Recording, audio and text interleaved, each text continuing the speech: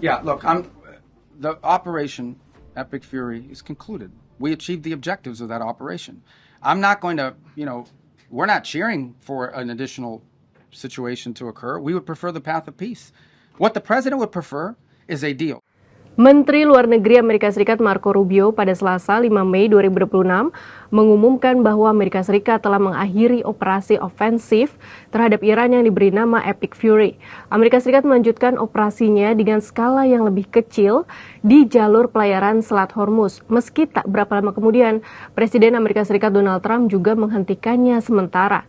Menurut Rubio, Amerika Serikat telah berhasil mencapai tujuan dalam operasi Epic Fury, meskipun Iran tetap tidak bersedia memenuhi tuntutan Washington untuk menyerahkan program nuklirnya. Bagaimana respons Iran terkait hal ini, dan benarkah aset nuklir Iran telah dilucuti total? Kita bahas. This is a long-standing problem for them, right? I mean, they have always said they don't want a nuclear weapon. That's because they've always said that, they just don't mean it. And why do you say, well, how do you know they don't mean it?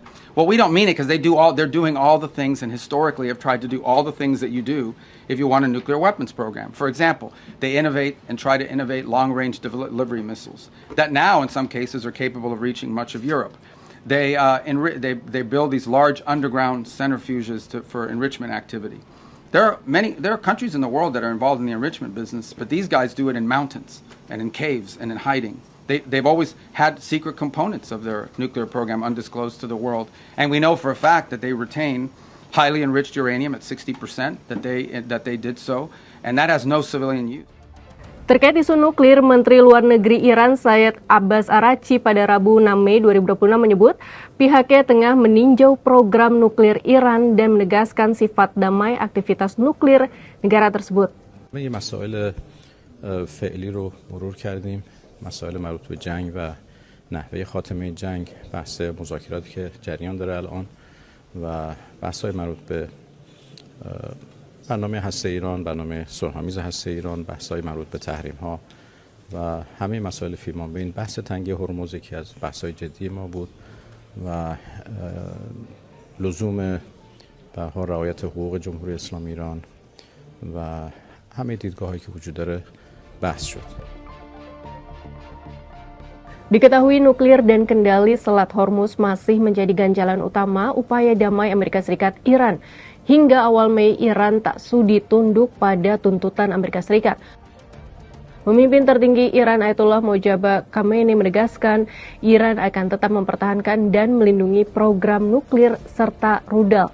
Pendirian ini akan mempersulit negosiasi dengan Amerika Serikat yang bersikukuh Iran harus menghentikan program itu agar perang bisa diakhiri. Selanjutnya terkait pelucutan aset nuklir Iran selama perang berlangsung sejak 28 Februari 2026, Iran tidak melaporkan adanya kerusakan fasilitas nuklir. Di sisi lain, Amerika Serikat juga tidak mengklaim berhasil menyerang fasilitas nuklir Iran dalam konflik terbaru tersebut. Serangan terhadap fasilitas nuklir Iran terakhir kali terjadi pada Juni 2025.